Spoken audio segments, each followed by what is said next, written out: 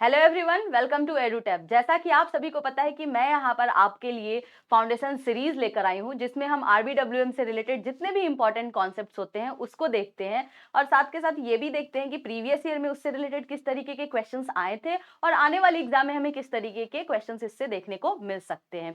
ये मेरा foundation series हर alternate day सुबह के 9 बजे आता है। तो जिन लोगों ने भी हमारे यूट्यूब चैनल को सब्सक्राइब नहीं किया है, जल्दी से जाए हमारे यूट्यूब चैनल को सब्सक्राइब करें ताकि आपको टाइमली जो है इसका नोटिफिकेशन मिलता रहे।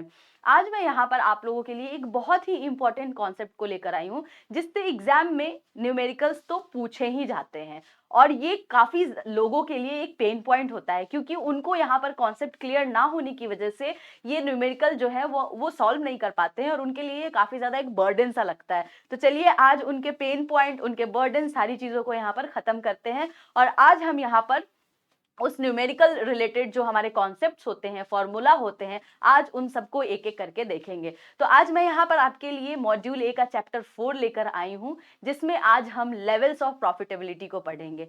सभी को पता है इससे एग्जाम में न्यूमेरिकल क्वेश्चंस आते हैं, कभी कभी फॉर्मूला भी आपसे इसमें पूछता है। तो चलिए आज सभी चीजों को आज देख लेते हैं अच्छे तरीके से, ताकि एग्जाम में जो है हम इस बार बार जो है इस तरीके की गलतियों को ना करें।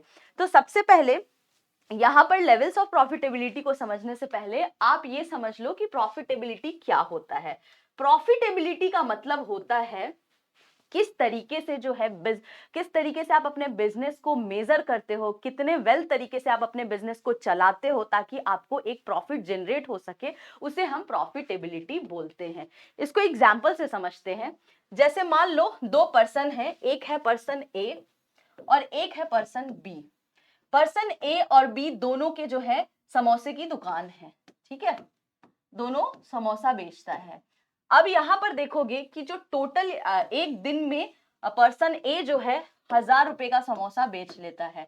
सिमिलरली यहां पर देखोगे पर्सन बी भी 1000 रुपए का यहां पर समोसा बेच लेता है। लेकिन यहां पर जो समोसे को बनाने में जितने भी इंग्रेडिएंट्स लगते हैं, तो उसमें पर्सन ए का जो खर्चा होता है वो 500 रुपए का खर्चा होता है और यहाँ पर पर्सन जो बी है उनको इंग्रेडिएंट्स खरीदने के लिए समोसे का 800 रुपए का खर्चा होता है। तो यहाँ पर आप देखोगे कि जो ओवरऑल यहाँ पर टोटल कितना यहाँ पर बच के आता है, यहाँ पर आपको 500 रुपीज जो है बच के आते हैं। लेकिन अगर बी में देखोगे तो बी में यहाँ पर 200 रुपए बच के आते हैं।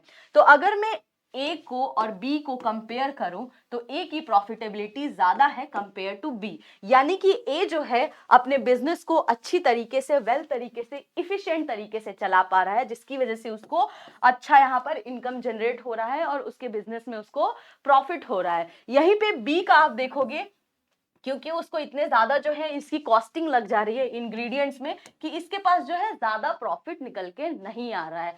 तो ये होता है प्रॉफिटेबिलिटी, कि आप कितनी अच्छी तरीके से अपने बिजनेस को चला रहे हो, ताकि आप जो है कितने वेल तरीके से, कहते हैं ना, मैनेज कर रहे हो कि आपको अच्छा इनकम यहाँ पर जनरेट हो। तो उसको हम बोलते हैं, क्या बोलते हैं, उसको प्रॉफिटेबिलिटी बोलते हैं। अब मैं यहाँ पर बात करूंगी 3 लेवल्स ऑफ प्रॉफिटेबिलिटी के बारे में। तो चलिए एक एक करके सारे लेवल्स ऑफ प्रॉफिटेबिलिटी को देखते हैं। पहला जो प्रॉफिटेबिलिटी का लेवल है उसको हम बोलते हैं ग्रॉस प्रॉफिट। तो किसी कंपनी का अगर मुझे ग्रॉस प्रॉफिट निकालना हो तो कैसे निकालेंगे? तो ग्रॉस प्रॉफिट निकालने के लिए एक फॉर्मूला होता है, उस फॉर्मूला को पहले देखते हैं। जब सेल्स में से आप कॉस्ट ऑफ गुड्स सोल्ड को अगर माइनस करते हो तो आपका ग्रॉस प्रॉफिट निकल के आता है। सेल क्या है? यहाँ पर जो टोटल एक कंपनी का रेवेन्यू होता है, राइट। जो भी आप सामान बेचते हो और उसको उसको क्या कहते हैं? सेल कहते हैं। उसके अलावा कॉस्ट ऑफ गुड्स सोल्ड क्या होता है? अब जैसे आपके समोसे, आप समोसे का बिजनेस करते हो, ठीक है, तो समोसे को बनाने के लिए इंग्रेडिएंट्स लगते होंगे, तो उस इंग्रेडिएंट्स का कॉस्ट। उसके अलावा आपने समोसे तलने के लिए भी स्टाफ रखे होंगे, तो उस स्टाफ का कॉस्ट। उसके अलावा आप देखोगे तो जो आप समोसे हैं उसको पैक करते होगे, तो पैकिंग और रैपिंग का भी यहां पर कॉस्ट लगता होगा। तो ये सारे क्या है? ये सारे कॉस्ट ऑफ गुड्स सोल्ड है। ये सारे जो है, इसको अगर हम टोटल रेवेन्यू से माइनस कर देते हैं तो हमारा एक ग्रॉस प्रॉफिट निकल के आ जाता है। चलिए इसको एग्जाम्पल से समझते हैं। यहाँ पर आप देख पा रहे होंगे कि एक कंपनी है, उसका सेल 1 लाख रुपए का है, यानी कि उसकी जो टोटल रेवेन्यू यहाँ पर आपको दिख रही है 1 लाख की है। उसके कॉस्ट ऑफ गुड्स जो सोल्ड हुए हैं वो है 60,000 के। तो उसका टोटल ग्रॉस प्रॉफिट कितना हो गया?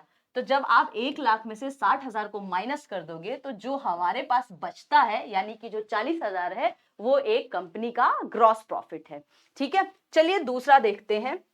दूसरा होता है ऑपरेटिंग प्रॉफिट। ऑपरेटिंग प्रॉफिट कैसे निकालते हैं? तो ऑपरेटिंग प्रॉफिट अगर मुझे किसी बिजनेस का देखना है तो सबसे पहले जो उनका ग्रॉस प्रॉफिट है उस ग्रॉस प्रॉफिट में से जब हम ऑपरेटिंग एक्सपेंसेस को माइनस करते हैं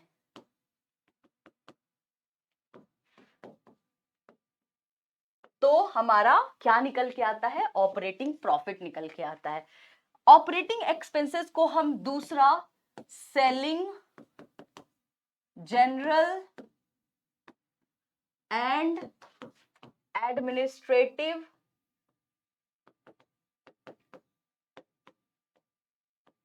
कॉस्ट भी बोलते हैं।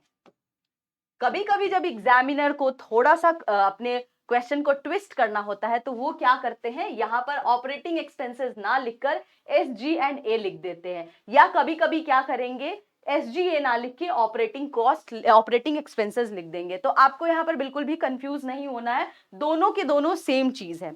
अब देखते हैं कि किसी कंपनी का, किसी बिजनेस का ऑपरेटिंग एक्सपेंस क्या होता है। अब जैसे मान लो आपके समोसे का आपका कारोबार था, समोसे का बिजनेस था, ठीक है।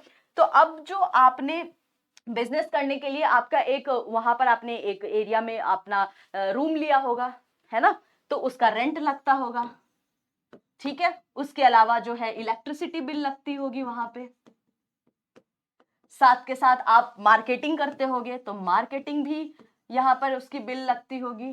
स्टाफ रख रखे हैं आपने, उनको सैलरी भी यहाँ पर आप प्रोवाइड करते होगे, जितनी यूटिलिटी बिल भी यहाँ पर लगती होगी। तो ये सारी चीजें क्या है? ये सारी चीजें जो होती हैं ये ऑपरेटिंग एक्सपेंसेस होती है किसी भी कंपनी, किसी भी बिजनेस के लिए। जो उनका डे टू डे जो खर्चा होता है वो यहाँ पर क्या है? ऑपरेटिंग एक्सपेंसेस है। तो हमारा जो ग्रॉस प्रॉफिट है यानी कि जितना भी मेरा रेवेन्यू था उसमें से जो मैंने कॉस्ट ऑफ गुड्स यानी कि जितने भी डायरेक्ट और इनडायरेक्ट हमारे खर्चे थे उन सभी को जब माइनस कर दिया तो हमारा ग्रॉस प्रॉफिट आता था। अब उस ग्रॉस प्रॉफिट को भी मैंने बिजनेस के ऑपरेटिंग एक्सपेंसेस से, जो उनकी डे टू डे के खर्चे थे, उनको अगर माइनस कर दिया तो मेरा यहाँ पर ऑपरेटिंग प्रॉफिट क्या होगा? निकल के आ जाएगा। चलिए इसका भी एग्जाम्पल देख लेते हैं। जैसे आप यहाँ पर देख पा रहे होगे कि यहाँ पर ऑपरेटिंग कॉस्ट जो है यहाँ पर 20,000 है, ऑपरेटिंग एक्सपेंसेस किसी कंपनी का, और उसकी ग्रॉस प्रॉफिट हमारे पास पहले से निकल के आ चुकी थी जो है हमारा 40,000। तो जब मैं 40,000 में से ऑपरेटिंग एक्सपेंसेस को माइनस करूंगी तो मेरा क्या होगा? एक ऑपरेटिंग कॉस्ट यानी 20,000 जो है मेरा ऑपरेटिंग कॉस्ट यहाँ पर निकल के आ जाएगा। अब बात करते हैं थर्ड लेवल ऑफ प्रॉफिटेबिलिटी की, जिसको हम बोलते हैं नेट प्रॉफिट। नेट प्रॉफिट क्या होता है? यानी कि ओवरऑल एक बिजनेस का मुझे प्रॉफिट जानना है, टोटल प्रॉफिट। तो ये कैसे निकलता है? जब हम ऑपरेटिंग एक्सपेंस में से जितने भी टैक्स हैं और जितनी भी इंटरेस्ट है, सारी चीजों को जब माइनस कर देते हैं तो यहां पर मेरे को नेट प्रॉफिट निकल के आ जाता है। यहाँ पे जो टैक्स होते हैं, जो भी आप इनकम करते हो उसमें से कुछ हिस्सा आप गवर्नमेंट को देते हो तो उसको क्या बोलते हैं? वो टैक्स बोलते हैं। तो यहाँ पर आप जो टैक्स है, या आपने मान लो आपने जो रूम खरीदा था अपना बिजनेस स्टार्ट करने के लिए, हो सकता है आपने उसको लोन पे लिया हो, तो उसका भी आप यहाँ पर इंटरेस्ट ऐड कर लो, या कोई भी जो आपके बिजनेस रिलेटेड इंटरेस्ट है वो सबको यहाँ पर जब ऑपरेटिंग प्रॉफिट से आप माइनस कर देते हो तो आपका यहाँ पर एक बिजनेस का नेट प्रॉफिट निकल के आ जाता है। जैसे आप यहाँ पर देख पा रहे होगे कि मान लो हर महीने यहाँ पर देखो कि जो इंटरेस्ट है एंड टैक्सेस हैं, एक बिजनेस का 10,000 का उसको इंटरेस्ट और टैक्स भरना पड़ रहा है, और उसको पता है कि उसकी ऑपरेटिंग प्रॉफिट जो है 20,000 है। तो उसने क्या किया? अपने ऑपरेटिंग प्रॉफिट में से जो भी उसके इंटरेस्ट और टैक्सेस थे उसको माइनस कर दिया, तो ओवरऑल जो नेट प्रॉफिट हुआ है एक बिजनेस का वो यहाँ पर आपको निकल के आ गया। तो आई होप आपको तीनों का फॉर्मूला समझ में आ गया होगा किस तरीके से इसको निकालते हैं ये भी समझ में आ गया होगा। अब यहाँ पर एक और बहुत इंपॉर्टेंट चीज है जिसको हम बोलते हैं प्रॉफिट मार्जिन। तो किसी कंपनी का अगर मुझे प्रॉफिट मार्जिन निकालना हो तो वो कैसे निकालेंगे? अगर मुझे किसी कंपनी का प्रॉफिट मार्जिन देखना है तो मेरी जितनी भी प्रॉफिट हुई है उसको जब हम टोटल सेल या टोटल रेवेन्यू जो है हमारे बिजनेस का है तो हमारा यहाँ पर प्रॉफिट मार्जिन निकल के आ जाता है। तो ये कुछ फॉर्मूला थे, ये कुछ इंपॉर्टेंट फैक्ट्स थे जो एग्जाम में काफी ज्यादा पूछे जाते हैं। कभी इससे आपको क्वेश्चन पूछ लिया जाता है, कभी इससे आपको फॉर्मूला पूछ लिया जाता है। तो चलिए एग्जाम में जो क्वेश्चन आया था उसको अब यहाँ पर सॉल्व करते हैं। एग्जाम में जो क्वेश्चन पूछा गया था उसको हम यहाँ पर अभी देखेंगे। तो देखिए यहाँ पर पूछा था कि if company A has ₹1 crore in sales and a COGS of ₹60 lakh, find gross profit. तो ये उनका एग्जाम का क्वेश्चन था। इसको सॉल्व कैसे करेंगे? आप यहाँ पर देख रहे होंगे ऑप्शंस परसेंटेज में दिया है, तो इसका मतलब है कि उन्होंने यहाँ पर प्रॉफिट मार्जिन निकाला होगा। तो चलिए प्रॉफिट मार्जिन यहाँ पर सबसे पहले प्रॉफिट मार्जिन से पहले ग्रॉस प्रॉफिट यहाँ पर निकालेंगे। अब मुझे ग्रॉस प्रॉफिट का फॉर्मूला पता है। क्या होता है ग्रॉस प्रॉफिट का फॉर्मूला? जो भी मेरा सेल है उसमें से मैं अगर कॉक्स को माइनस कर दूंगी तो मेरा ग्रॉस प्रॉफिट निकल के आ जाएगा। तो यहां पर 1 करोड़ में से जब आप कितना को 60 लाख को अगर माइनस करोगे तो आपके पास कितना बचेगा? यहां पर आपके पास 40 लाख जो है आपका ग्रॉस प्रॉफिट बचेगा। अभी मैंने आपको बताया कि अगर मुझे प्रॉफिट मार्जिन किसी कंपनी का देखना हो तो प्रॉफिट जितने भी हैं उसमें से अगर मैं डिवाइड कर दूं इसको सेल्स से, जो टोटल सेल है कंपनी की, तो मेरा क्या हो जाएगा? प्रॉफिट मार्जिन निकल के आ जाएगा। परसेंटेज में है तो हम यहाँ पर इसको इनटू करेंगे 100 से, तो परसेंटेज में जो है हमारा आंसर आ जाएगा। तो कैसे करेंगे? प्रॉफिट कितना निकल के आया है? 40 लाख का मेरा यहाँ पर प्रॉफिट दिख रहा होगा आपको, और हमारा जो सेल था वो कितना था? 1 करोड़ का था। तो यहाँ पर आप 1 करोड़ लिखोगे और इंटू 100, क्योंकि आपको ऑप्शंस जो है उसके हिसाब से ही यहाँ पर कैलकुलेशन करनी पड़ेगी। तो अब आप देखोगे कि ये सारे जो है यहाँ से सारे निकल जाएंगे, तो कितना बचेगा मेरे पास? यहाँ पर 40% जो होगा हमारा यहाँ पर करेक्ट आंसर होगा। तो इस क्वेश्चन का आंसर कौन सा होगा? आंसर जो बी है ऑप्शन, वो हमारा करेक्ट आंसर होगा। ठीक है, तो चलिए अब सेकंड क्वेश्चन देखते हैं, और इस सेकंड क्वेश्चन का एज यूजुअल आप लोगों को सवाल का जवाब कमेंट सेक्शन में लिखना है। मैं चाहती हूँ जो लोग भी मेरे वीडियो को देख रहे हैं प्लीज आप लोग एक्टिवली पार्टिसिपेट करते रहो, ताकि आपका जो है एग्जाम को लेकर जो कॉन्सेप्ट है वो क्लियर हो जाए। ठीक है, तो चलिए क्वेश्चन देखते हैं।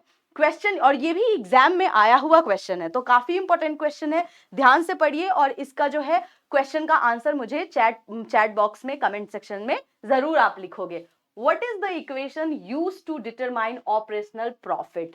पहला है मेरा operating profit is equals to revenue minus cost of goods sold. Option B है operating profit is equal to gross profit minus operating expenses SG&A। Option C है operating profit is equal to total expenses minus total revenue. Option D है operating profit is equals to operating profit interest minus taxes. बहुत ही simple question है, जिन लोगों ने भी अच्छे से मेरे वीडियो को देखा होगा उनको इसका आंसर जरूर पता होगा। तो आप लोग इस क्वेश्चन का आंसर कमेंट सेक्शन में दोगे और इसी तरीके से पढ़ाई करते रहोगे, मोटिवेटेड रहोगे। बहुत अच्छा लगता है जब आप लोग हमारे वीडियोस को अप्रिशिएट करते हो, अच्छे कमेंट्स करते हो, एक्टिवली पार्टिसिपेट करते हो। तो इसी तरीके से अच्छी तरीके से पढ़ाई करते रहो, पार्टिसिपेट करते रहो और अपने एग्जाम को क्लियर करो अच्छे तरीके से। All the very best to all of you. अगर आप लोगों को कोई भी इंक्वायरी है, कोई भी आपको कोर्स रिलेटेड इश्यूज है, तो आप हमें कॉल भी कर सकते हो, साथ के साथ आप यहाँ पर मेल भी कर सकते हो hello@edutab.co.in पे, और इसी तरीके से अच्छी तरीके से पढ़ाई करते रहो। मिलते हैं नेक्स्ट वीडियो में।